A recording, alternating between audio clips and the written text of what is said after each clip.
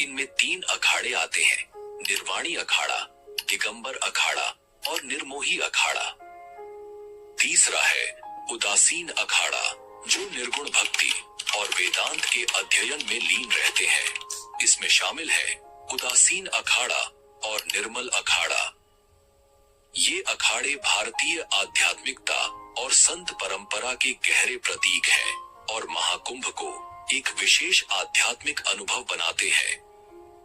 आज के समय में भारत का सबसे बड़ा अखाड़ा जूना अखाड़ा है, जिसके बाद निरंजनी और महानिर्वाणी अखाड़े का स्थान आता है। इन अखाड़ों की उपस्थिति कुंभ मेले में विशेष रूप से आकर्षण का केंद्र होती है। हर साल ये अखाड़े अपनी भव्य पेशवाई में भाग लेते हैं। इस जुलूस में आचार्य महामंडलेश्वर और महंत रथों पर सवार होते हैं, जबकि नागा साधु अपने घोड़ों पर चलते हुए शक्ति और परंपरा का प्रदर्शन करते हैं। पेशवाई का अर्थ होता है आश्रम से मेला क्षेत्र में अखाड़ों का प्रवेश, और यह कुंभ मेले के शुभारंभ का प्रतीक होता है। हालांकि इस बार कुंभ मेले में दोनों अनुष्ठान यथावत रहेंगे, लेकिन इनके नाम बदल दिए गए हैं। अब शाही स्नान को राजसी स्नान या कुंभ अमृत स्नान के नाम से जाना जाएगा और पेशवाई का नया नाम कुंभ मेला छावनी प्रवेश यात्रा रखा गया है। इन परिवर्तनों के साथ कुंभ मेले की परंपराएं अपनी आधुनिक पहचान और गरिमा को बनाए रखते हुए जारी रहेंगी। 2015 में पहली बार किन्नर समुदाय ने कुंभ में हिस्सा लिया और अब 2025 में लक्ष्मी नारायण अखाड़े के नेतृत्व में किन्नर समुदाय महाकुंभ का हिस्सा बनेगा। यह कदम महाकुंभ के आह्वान का प्रतीक है, समानता का संदेश, जहां कोई भेदभाव नहीं होता। इस पहल का उद्देश्य उन किन्नरों को धर्म और समाज से जोड़ना है, जिन्हें अक्सर तिरस्कार भरी नजरों से देखा जाता है। महाकुंभ 2025 में अर्धनारीश्वर धाम के नाम से एक शिविर लगाया जाएगा, जो किन्नर समुदाय के लिए धार्मिक आस्था और सम्मान का केंद्र बनेगा। कुंभ के दौरान अखाड़ों की प्रमुख गतिविधि शाही स्नान होती है। ऐसा माना जाता है कि इस पवित्र स्नान से मनुष्य के सारे पाप धुल जाते हैं और उसे मोक्ष की प्राप्ति होती है। महाकुंभ 2025 एक ऐसा धार्मिक और आध्यात्मिक अनुभव होगा जिसे शब्दों में बयां करना मुश्किल है। इस आयोजन की शुरुआत 13 जनवरी को पौष पूर्णिमा से होगी। इसके बाद मकर संक्रांति, मौनी अमावस्या, बसंत पंचमी, माघी पूर्णिमा और महाशिवरात्रि जैसे पवित्र पर्व 45 दिनों के अंतराल में मनाए जाएंगे। इस महायज्ञ में करीब 40 करोड़ श्रद्धालुओं के शामिल होने की संभावना है। गंगा की पवित्र धाराओं के बीच गूंजते जयकारों की आवाजें, सोने चांदी से सजी चमचमाती पालकियां और आकाश में उठती धुएं की लकीरें, ऐसा अद्भुत दृश्य केवल महाकुंभ में देखने को मिलता है। सुबह के 4 बजे से ही गंगा की लहरें और ठंडी हवाएं मानो खुद देवताओं के स्वागत का इंतजार कर रही हो। शरीर पर भभूत, हाथों में पारंपरिक अस्त्र शस्त्र और आंखों में अनंत भक्ति का तेज लिए सबसे पहले नागा साधु घाट की ओर बढ़ते हैं और शाही स्नान का शुभारंभ करते हैं। उनके बाद ही अन्य श्रद्धालुओं को स्नान की अनुमति मिलती है। अब बात करते हैं उस अक्षय वट की, जिसे अमर वृक्ष भी कहा जाता है। पौराणिक कथाओं के अनुसार प्रयाग में स्नान के बाद जब तक अक्षय वट का पूजन एवं दर्शन नहीं किया जाता, तब तक पूर्ण लाभ नहीं मिलता। यह दिव्य वृक्ष प्रयागराज के मुगल सम्राट अकबर के किले के अंदर पातालपुरी मंदिर में स्थित है और इसे सबसे प्राचीन मंदिरों में से एक माना जाता है। अक्षय वट का उल्लेख पुराणों में भी मिलता है। यह सृष्टि के विकास और प्रलय का साक्षी रहा है। इसके नाम से ही स्पष्ट है कि इसका कभी नाश नहीं होता। मान्यता है कि माता सीता ने इसे आशीर्वाद दिया था कि प्रलय के समय जब सब कुछ नष्ट हो जाएगा, तब भी यह वृक्ष हरा भरा रहेगा। कहा जाता है कि बाल रूप में श्री कृष्ण इसी वट वृक्ष पर विराजमान हुए थे। बाल मुकुंद रूप में श्री हरि इस पवित्र वृक्ष के पत्ते पर शयन करते हैं। इसका उल्लेख कालिदास के रघुवंश और चीनी यात्री ह्वेनसांग के यात्रा विवरण में भी मिलता है। शालिग्राम श्रीवास्तव की पुस्तक प्रयाग प्रदीप में भी अक्षय वट का जिक्र है। ह्वेनसांग ने अपने विवरण में लिखा कि प्रयागराज में एक देव मंदिर स्थित है, जिसके आंगन में एक विशाल वट वृक्ष है, जिसकी शाखाएं और पत्तियां दूर दूर तक फैली हुई हैं। पौराणिक और ऐतिहासिक प्रमाणों के अनुसार मोक्ष प्राप्ति के लिए श्रद्धालु इस वट की ऊंची डालों से कूद जाया करते थे, लेकिन मुगल शासकों ने इस परंपरा को खत्म कर दिया और आम तीर्थ यात्रियों के लिए भी अक्षय वट के दर्शन पर प्रतिबंध लगा दिया। ऐसा भी कहा जाता है कि यहाँ ब्रह्मा जी द्वारा स्थापित शूलटंकेश्वर शिवलिंग भी है, जिस पर अकबर की पत्नी जोधाबाई जलाभिषेक करती थी। यह भी मान्यता है कि अक्षय वट के नीचे से अदृश्य सरस्वती नदी बहती है। संगम स्नान के बाद अक्षय वट का दर्शन और पूजन करने से वंश वृद्धि से लेकर धन धान्य की संपूर्णता तक की मनोकामनाएं पूरी होती हैं। दोस्तों, अगर आपको महाकुंभ की यह डॉक्यूमेंट्री अच्छी लग रही है तो कृपया अपना अनुभव कमेंट में जरूर बताइए और हमारे चैनल को सब्सक्राइब करना ना भूलें। इससे हमारी टीम को काफी मदद मिलती है और हमें ऐसे ही बेहतरीन कंटेंट आपके लिए लाने की प्रेरणा मिलती है। महाकुंभ के गौरवशाली इतिहास में एक विशेष घटना 1954 में घटित हुई, जब भारत के पहले राष्ट्रपति डॉक्टर राजेंद्र प्रसाद ने प्रयागराज में कुंभ मेला के दौरान कल्पवास किया।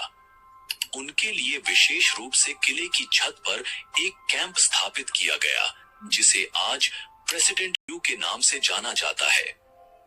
तो आपके मन में सवाल जरूर उठता होगा कि कल्पवास क्या होता है और कुंभ मेले में इसका इतना महत्व क्यों है। आइए जानते हैं इसके बारे में। धार्मिक मान्यताओं के अनुसार जब सूर्य मकर राशि में प्रवेश करते हैं तो प्रयागराज में शुरू होने वाले कल्पवास में एक कल्प का पुण्य मिलता है।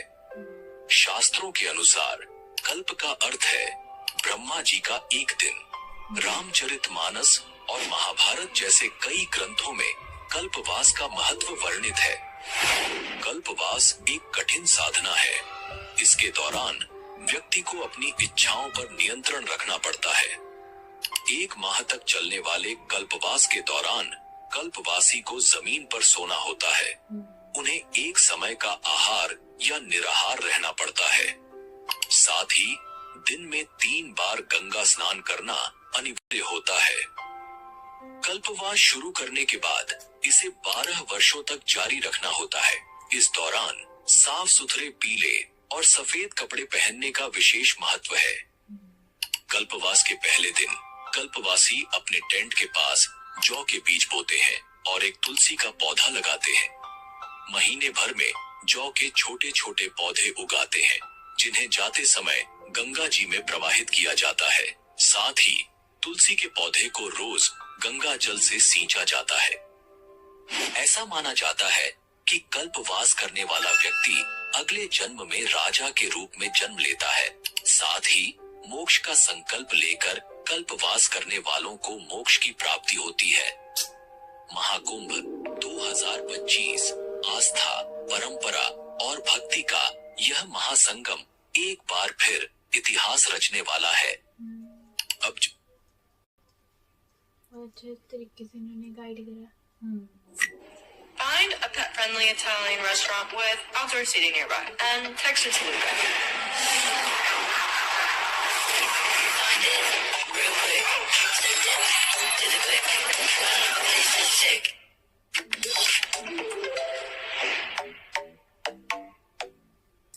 जानते हैं कुंभ कितने प्रकार के होते हैं और इसका आयोजन किस आधार पर किया जाता है। सबसे पहले आता है महाकुंभ मेला। समस्त कुंभ मेलों में सबसे श्रेष्ठ है महाकुंभ। इसकी सबसे बड़ी खासियत यह है कि यह मेला 2 शताब्दियों में केवल एक बार आयोजित होता है। महाकुंभ का आयोजन 144 वर्षों बाद प्रयागराज में किया जाता है। जब प्रयाग की पावन धरती पर 12 पूर्ण कुंभ पूरे हो जाते हैं, तब त्रिवेणी के तट पर महाकुंभ का भव्य आयोजन होता है। दूसरा है पूर्ण कुंभ मेला। पूर्ण कुंभ मेला हर 12 साल में एक बार आयोजित होता है। यह भारत के 4 पवित्र स्थानों प्रयागराज, हरिद्वार, नासिक और उज्जैन में मनाया जाता है। हर 12 साल के अंतराल पर इन चारों स्थलों पर कुंभ मेले का आयोजन किया जाता है, जहां श्रद्धालु पवित्र नदियों में स्नान करते हैं। तीसरा है अर्ध कुंभ मेला। कुंभ मेले के विपरीत अर्ध कुंभ हर 6 साल के बाद मनाया जाता है। इसका आयोजन केवल 2 स्थानों प्रयागराज और हरिद्वार में होता है। अर्ध का अर्थ होता है आधा, इसलिए इसे कुंभ मेले के बीच के आयोजन के रूप में देखा जाता है। और आखिरी है कुंभ मेला। कुंभ मेले का आयोजन भारत के 4 प्रमुख स्थलों पर होता है, हरिद्वार, नासिक, उज्जैन और प्रयागराज। इस दौरान श्रद्धालु गंगा, गोदावरी और क्षिप्रा नदियों में आस्था की डुबकी लगाते हैं। प्रयागराज में संगम में स्नान का विशेष महत्व होता है। तो यह था कुंभ के प्रकारों और उनके आयोजन का संपूर्ण विवरण। आपके मन में यह सवाल जरूर उठता होगा कि कुंभ पर अरबों रुपए खर्च करने पर आखिर सरकार को क्या मिलता है। आइए जानते हैं कि महाकुंभ 1882 से लेकर 2025 तक सरकार ने कितना बजट खर्च किया और इससे सरकार को कितनी आय हुई। साल 1882 में महाकुंभ पर केवल 20,228 रुपए खर्च किए गए थे। इसकी तुलना में मेले से कुल 49,840 रुपए की आमदनी हुई थी, जिसे राजकोष में जमा कराया गया। इस तरह सरकार को कुंभ से 29,612 रुपए का लाभ हुआ। उस समय मौनी अमावस्या पर करीब 8 लाख श्रद्धालुओं ने स्नान किया था, जबकि भारत की कुल आबादी 22 करोड़ 50 लाख थी। 1894 के कुंभ में भारत की जनसंख्या बढ़कर 23 करोड़ हो गई और इस आयोजन में करीब 10 लाख श्रद्धालुओं ने हिस्सा लिया। इस पर 69,427 रुपए खर्च हुए थे, जो आज के हिसाब से लगभग 10.5 करोड़ रुपए होते हैं। 1906 में कुंभ मेले में 25 लाख लोगों ने भाग लिया। इस आयोजन पर करीब 90,000 रुपए खर्च हुए, जो आज के मूल्य के अनुसार लगभग 13 करोड़ रुपए होते हैं। 1918 के महाकुंभ में संगम में डुबकी लगाने वाले श्रद्धालुओं की संख्या और बढ़कर 30 लाख हो गई। इस बार श्रद्धालुओं के लिए 1,37,000 रुपए का बजट निर्धारित किया गया था, जो आज के हिसाब से लगभग 16 करोड़ 44 लाख रुपए होते हैं। उत्तर प्रदेश सरकार ने महाकुंभ 2025 के आयोजन के लिए 5,435 करोड़ 68 लाख रुपए का विशाल बजट निर्धारित किया है। यह 2019 में हुए कुंभ मेले के 4,200 करोड़ रुपए के बजट से कहीं अधिक है। उत्तर प्रदेश सरकार के आर्थिक सलाहकार केवी राजू का दावा है कि महाकुंभ 2025 में करीब 45 करोड़ श्रद्धालुओं की अपेक्षित भीड़ के साथ इस आयोजन से कम 2 लाख करोड़ रुपए की रेवेन्यू जनरेट हो सकती है। महाकुंभ मेले में इस बार बड़ी संख्या में विदेशी नागरिक भी हिस्सा ले रहे हैं। राज्य सरकार के पर्यटन विभाग ने इन मेहमानों के ठहरने और उनकी सुविधा का विशेष ध्यान रखा है। इसके लिए कई टूरिज्म पैकेज तैयार किए गए हैं। इन आंकड़ों से यह साफ पता चलता है कि समय के साथ न केवल श्रद्धालुओं की संख्या में बढ़ोतरी हुई है, बल्कि आयोजन का बजट, आमदनी और व्यवस्थाओं का स्तर भी लगातार बढ़ता गया है। 13 जनवरी से शुरू होने वाला महाकुंभ 26 फरवरी तक यानी 45 दिनों के लिए रहेगा। इससे आप अंदाजा लगा सकते हैं कि यह विश्व स्तर का एक विशाल आयोजन है। अगर आपको हिंदुस्तान में रहने का सौभाग्य मिला है, तो आपको इस महाकुंभ में एक बार जरूर जाना चाहिए। यहाँ आपको एक अलग ही दिव्य ऊर्जा महसूस होगी। इतनी ठंड और भीड़ में भी त्रिवेणी संगम पर शाही स्नान करने के लिए लोग संकोच नहीं करते। यहाँ की पॉजिटिव एनर्जी विदेश से आए लोगों ने भी महसूस की है, इसीलिए वे बार बार महाकुंभ में आना चाहते हैं। अगर यह वीडियो देखकर आपको कुछ नया जानने को मिला हो या हमारी वीडियो अच्छी लगी हो, तो इसे जरूर लाइक करें। चलो गाइस, इतनी थी वीडियो में, सब हिस्ट्री बारे पता लग गया, कितने गुट होते हैं वहाँ पे, मीनिंग दल वगैरह ते मतलब बहुत जानकारी मिली उन्होंने, हर एक चीज नागा बाबा सबके बारे एक चीज बताई है, मतलब बहुत अच्छे से एक्सप्लेन किया उन्होंने महाकुंभ को। और एक और बात का पता चल रहा है कि वो शस्त्र की विद्या भी जानते हैं, जो नागा बाबा होते हैं, वक्त आने पे वो हेल्प करते हैं। और इस बार भी बहुत ज्यादा बड़ा है, आई है न्यूज़ बहुत भी। ज्यादा, बहुत हाँ। बड़ा। तो मैं भी जा ही रहा हूँ महाकुंभ के मेले में, पता नहीं कब शाही स्नान करने के लिए। ये भी इसको ये एक्सपीरियंस अभी करेगा। स्नान थोड़ी करना भीड़ है कम वहाँ मुझे पे। फिर जाऊंगा मैं ना। हाँ। तो लाइक कर दो, कमेंट कर दो, शेयर कर दो, सब्सक्राइब कर दो। अगर आपको जानकारी ज्यादा अच्छी लगी तो अपने दोस्तों को शेयर करके उनको सब्सक्राइब करे और लाइक कमेंट कर उनको दे। ये देखने से पता चलेगा हाँ। कि महाकुंभ मेला कैसे, क्यों लगाया जाता है, कहाँ कैसे होता है, कहाँ कहाँ लगता है, हाँ, क्या कहाँ क्या कहाँ होता है। लगता है, हाँ, सारा पता चल चलो। जाएगा। इसकी जानकारी सबको ही मिलेगी इससे।